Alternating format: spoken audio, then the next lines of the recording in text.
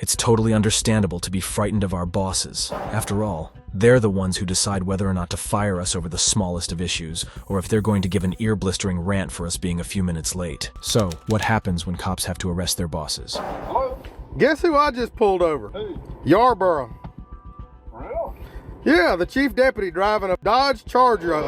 In McDonough, Georgia, on June 20th, 2023, a Henry County police officer was on patrol like usual until he caught a Dodge Charger on his laser traveling at a whopping 96 miles per hour in a 35 miles per hour zone. In other words, that's almost triple the intended speed limit.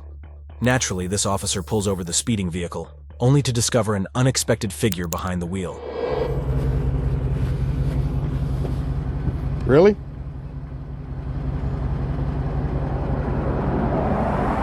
License in the back, so we're gonna pay. Yeah. The body camera officer is already off to an awkward start with this traffic stop. He clearly realizes who he just pulled over. Michael Yarbrough, the county sheriff's deputy. Immediately, he exclaims the cutting response. Really? Naturally, he keeps a cool head and requests for the driver's ID before heading back to his vehicle to excitedly inform a fellow officer who he pulled over. Hello? Guess who I just pulled over? Who? Yarborough. Real? Yeah, the chief deputy driving a Dodge Charger, a souped-up Dodge Charger belongs to the sheriff's office. I just clocked this at 96 in a 35. What was the issue? I mean, why is he speeding? No reason. He's in an unmarked car. He just got a high horsepower car and decided he wanted to play. It's your traffic stop. You do what you think you should do. I mean, I'm not telling you one way or the other. You do a 96 and a 35. Okay. Well, you know I don't care for him, so I'm gonna write his. Sir, here's your ID back. This is your copy of the citation. If you would sign right here. It's got a court date, time it's must appear. Yes, sir.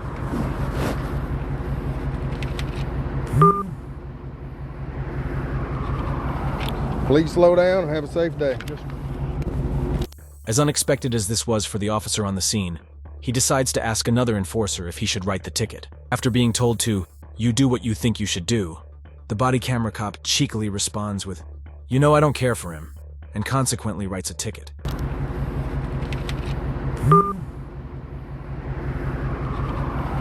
Please slow down and have a safe day. After that, the license is returned and the exchange is treated like any other traffic stop. No special treatment or repeated apologies are made here, so one has to commend him for his unbiased decision and otherwise professional response. Still, one can only imagine how awkward their encounter would be if they bump into one another on a later date at the police station. James Lujan found himself in hot water on more than one occasion. The police of Espanola, New Mexico, were already after a man suspected of beating and killing another man in a March 26, 2020 incident. Suspect Philip Chacon had retreated inside his home. Just then, Lujan arrived on the scene. You're in charge? Yes. Pull your people back. I'll bring him in. Bring who in? Phil Chacon? That's who you have a warrant for? Right. Pull everybody out. I'll bring him in. I don't want to pull them out. Huh? I don't want to pull them back. Excuse me? I'm not asking. I'm telling you. I will bring him in. Okay? We don't need to make this bigger than what it is. Hey, the sheriff just pulled in, and he's asking us to pull back, and he'll pull him in. But he's been drinking. I can smell it on him. We're gonna need somebody. Huh? Yeah. And we need to pull somebody over here, somebody above me, because he's already pushing his weight around with me. So. Okay. The sheriff is here. He's trying to make us pull back, and he said he'll call him out, but we're not pulling back. He does know him, but he's not coming. We're not gonna pull back because he says so. No, it's not gonna happen. Just let you guys know, okay? Yeah. I'm getting hold of the chief now. We're not pulling back. Hi. I'm waiting for. I told Jeremy. Jeremy's calling Command 1 now.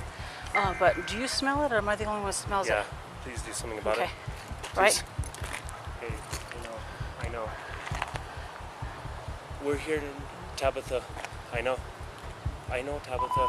But hey, listen, Michelle's the supervisor in charge. Okay, I'm running the TAC team, the TAC plan. Okay, I know he just texted me. He's like, Tabitha's coming. Do me a favor. Okay, tell him to cooperate with me. Tell him to trust me. Okay, tell him to call me. I know. That's why we're here. Well, and then he shot while the cops were here. Tabitha, settle down. Okay. Tell him to text me and call me. Okay? Okay, thanks, bye.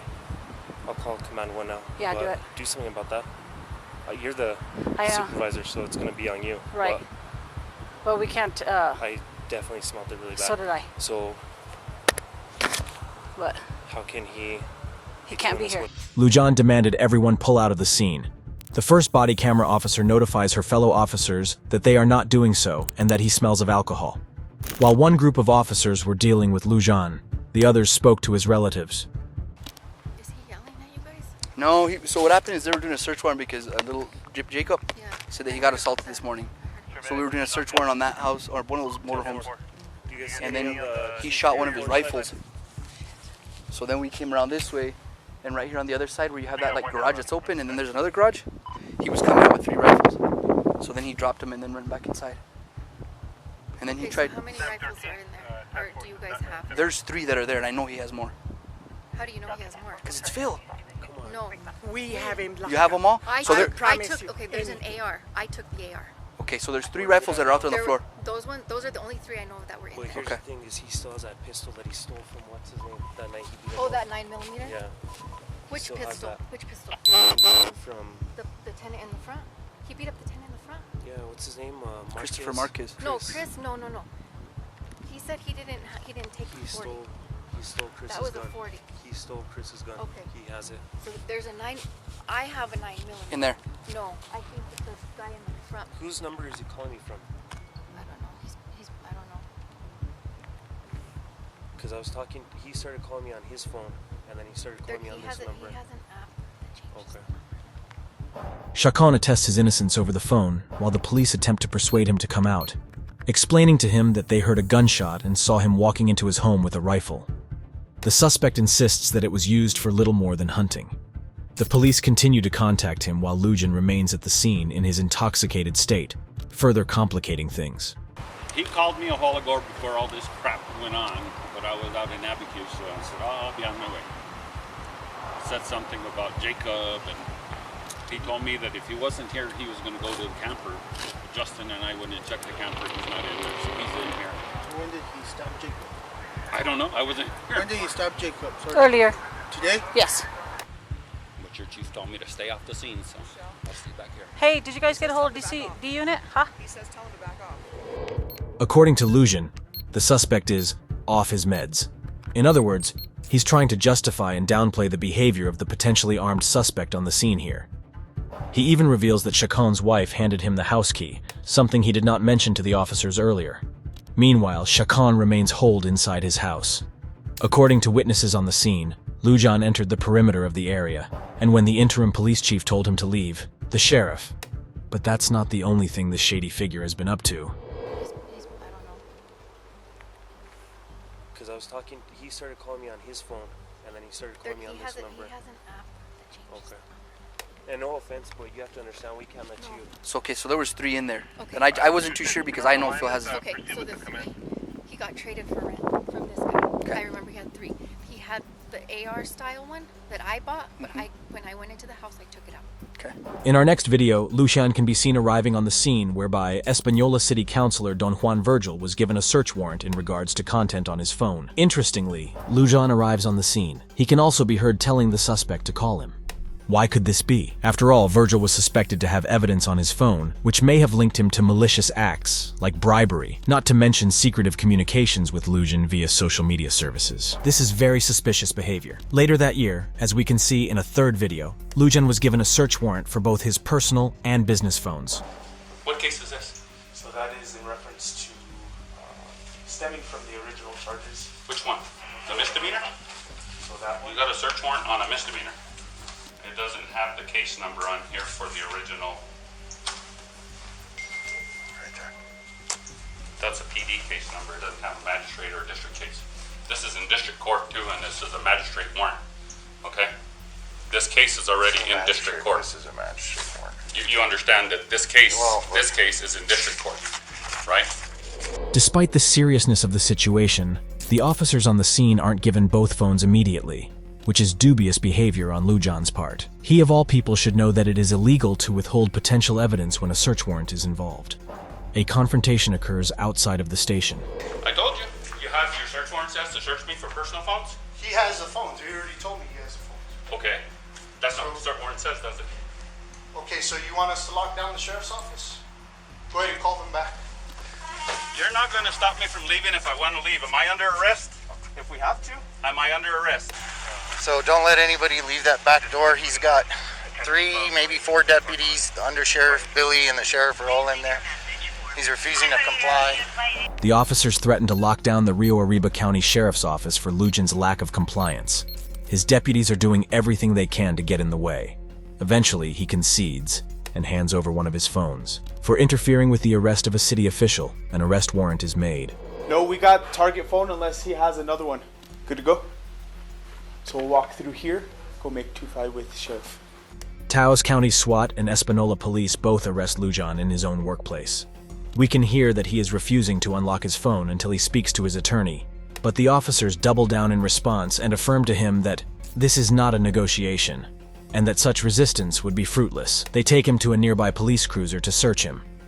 Roughly an hour later, the police attempt to persuade the suspect a second time to hand over his iPhone after unlocking it for them.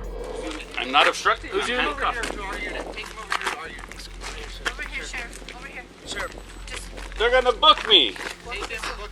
Once again, Lujan refuses to unlock his iPhone for the officers and is taken away for obstructing a search a second time. While being taken away, he continues to protest his innocence, insisting that he is not obstructing anything at all. Eventually, on June 3rd, 2020 in Espanola, New Mexico, he would give himself up to the New Mexico State Police after an agreement with his lawyer and the district attorney. Okay, sir, if you could just stand in front of my unit, I'm just gonna pat search you, okay? If you just put your hands in front of my unit. Lujan received a plethora of felony charges. These include harboring or assisting a felon, threatening a witness for withholding information of the 4th and 3rd degrees, and resisting, evading, or obstructing an officer. He was sentenced to jail for 3 years. In Howard County, Arkansas, back in April 2021, Arkansas State Police Trooper Darren Henley was requested to respond to an accident that took place at an intersection of Green Plains Road and US 278. A single vehicle had collided, which turned out to be a police cruiser, and that the driver who crashed was none other than Chief James White of the Dierks Police Department. On his way there, Trooper Henley was notified that White had left the scene in his aforementioned vehicle. Driver of the vehicle? Yeah. Okay. Tell me what's going on. Trooper Henley with Arkansas State Police. Well, I don't really know. Okay. So tell me what happened on that collision. I turned too sharp, went in a ditch, got pulled out. Now I'm here. The problem is, right now I am smelling odor of intoxicants on your breath. Mm-hmm. Okay. So that's where we're at.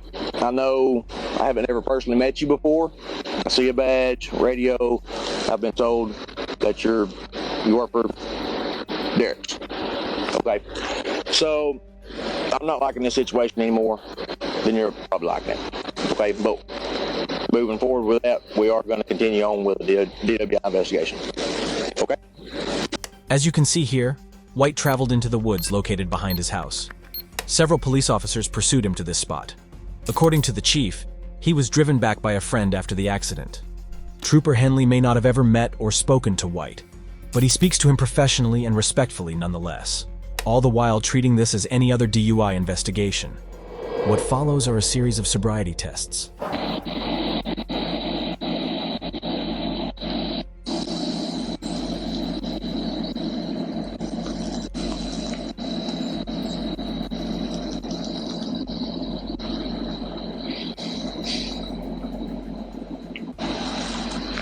Just relax for a second, okay? 1, 2, 3, 4, 5, 6, 7, 8.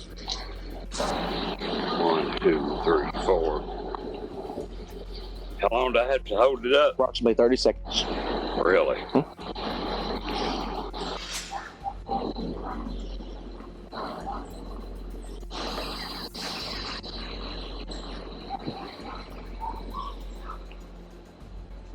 Okay. Okay, go and come over to my car for me. I'm going to request you to do a ABT for me, okay? Just stand right here for me. The tests are going very poorly for White. He can be seen stumbling, struggling to maintain balance, and failing to maintain eye contact with the officer's moving finger without tilting his head in the process. It's enough evidence to bring him into the police station for driving under the influence. However, White consents to taking part in a breathalyzer test to round things off. I've got 34 years. Please don't screw this over. I'm at my damn house. I got a problem, I understand that. Please, let me go home. I'm right here in my damn backyard. Okay, that was a .24. I know, I'm fucked up. I understand that. It's not your fault, it's not his fault. All right. Yeah, got a problem, but... All right, the thing is right now, you are going to be placed under arrest for DWI. After the test, White can be heard pleading to the trooper, saying, "I got 34 years. Please don't screw this up."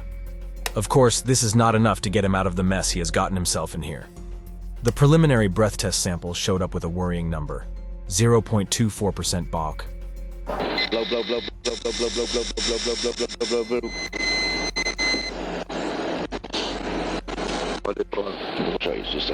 This is 3 times over the legal limit. Consequently, he is arrested for DUI and taken to the back of the police cruiser, though he remains conversational and calm. Henley admits that he hates they met under these circumstances. White was taken to the Howard County Detention Center and resigned from his position shortly afterwards. An incident took place back in Boon County, Arkansas around May 2019. Trooper Valentine noticed a vehicle swerving around on the road and almost hitting a traffic sign. Consequently, he initiated a traffic stop. After the car was pulled over, he approached it and spoke to the passenger, who had the distinctive smell of alcohol on his person. Arkansas State Police. Stopped because you look like you're having trouble controlling your vehicle. All right, what's going on? A lot. Drinking a little? Yeah. Okay. All right, can I see your driver's license? So where are you coming from? Just over Missouri. Okay. How much have you had to drink? Not much. Okay. So you got a gun on you? It's off. It's off of you? Is it in the vehicle? Yeah. Okay. So you're a deputy? I'm the chief deputy. You're the chief? Okay. We can hear the driver admitting to drinking before being asked for his license, and that he had not much, before later admitting that he does not remember exactly. The driver is revealed to be none other than Deputy Chief Michael Kyle Dunn of the Newton County Sheriff's Office. After being told that he should have known better, Dunn responds with, "I've had some bad times." Well, so you know better. I've had some bad times. Okay. Well, I understand that. But, I mean, you know we can't be out driving if we've been drinking. Yeah. Nonetheless, Trooper Dunn goes through with the field sobriety tests. Even when stumbling a bit and leaning on the car, the trooper warns that denying these tests would mean Dunn would be taken in, and he flatly refuses to comply when he's asked to give him a break. The deputy's body language becomes increasingly closed, and we can see the stress is getting to him. All right, do me a favor. Walk up this way. Go ahead and put your hands on my car. All right, we're just going to go through this like we normally do. Really? Yeah. I just got to follow policy, man. If I want them to back me up, I got to do what they want me to do. Denying a field sobriety test is enough to have him brought into the station, though he is given a chance to call someone to pick up his vehicle. It should be noted that "it's not like it used to be" is an interesting response from Trooper Valentine, who knows he cannot let off the deputy sheriff because of cameras on his person and vehicle recording the whole exchange. One has to wonder what would have happened here if such devices were not mandatory additions to the police's standard equipment. All right. Go ahead and put your hands on there, bring your feet backward toward me. No, put your hands on the car for me, bring your feet back. Man. It's not my fault. Don't look at me like it's No, it's my fault. Okay. I do not want to do this to another law enforcement officer. I've always heard about it happening, never wanted it to happen to me. Okay? But like I said, there's nothing I can do about it. Ultimately, Dunn was arrested for driving while intoxicated and refusing to submit to a chemical breath test, though Trooper Valentine remains respectful and iterates that the decisions he makes is part of police policy. Dunn can be heard cursing in response to this. He says I'm drunk, so anyways, he pulled me over for drunk driving. Yes, seriously. I'm at almost 206. You want to talk to him? The suspect is brought to the back of the vehicle but is not handcuffed. Dunn admits that this was his mistake, lamenting at the thought of losing his career and life. Shortly after this exchange, the trooper collects Dunn's phone and lets him call someone to pick up his vehicle. Well, I was southbound on 7 here. Was actually going out to the Daisy Queen, but saw this Tacoma in front of me. Get quite a bit off the road, kind of into the grass on the right side, and come back over onto the highway and watched them for a little bit, hit the yellow line, hit the white line, hit the yellow line, hit the white line, so I pulled them over just north of 206 here. And it's your chief deputy. Well, he's refused any tests, so I don't know where he's at, as far as BAC, so no problem. You want to talk to him? All right. Thank you. Dunn can be heard saying, yes, seriously to his wife over the phone, who must be in shock at the fact that her husband, a deputy sheriff, is being arrested for driving under the influence. Trooper Valentine is handed over the phone and confirms this before handing it back to its owner, who asks his wife to come pick up his vehicle. Eventually, she does arrive, and a most awkward exchange between the two happens. This is ridiculous. And you are no better than Jamie Ralston. And all she wants to say to you is for you to come get your stuff. Because if you cared about her, you wouldn't do this. Dunn agrees to speak to his wife and softly pleads to be let out, though he is denied this. The first thing that his wife tells him is that this is ridiculous, while making an unflattering comparison to another policeman who made headline news for unrelated illegal behavior. On the ride to the station, Dunn's body language is quite telling.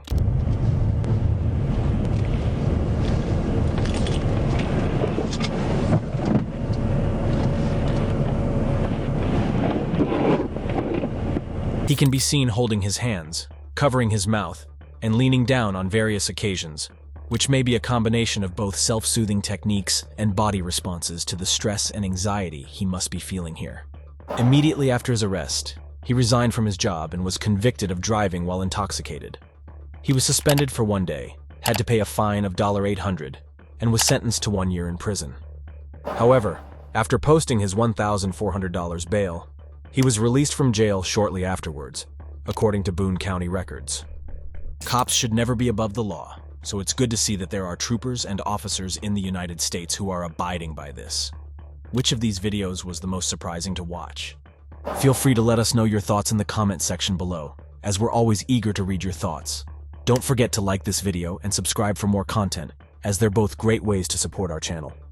Finally, please consider checking our other jaw-dropping and eye-opening videos on screen now. Until next time, stay safe and steer clear of any and all lawbreakers out there.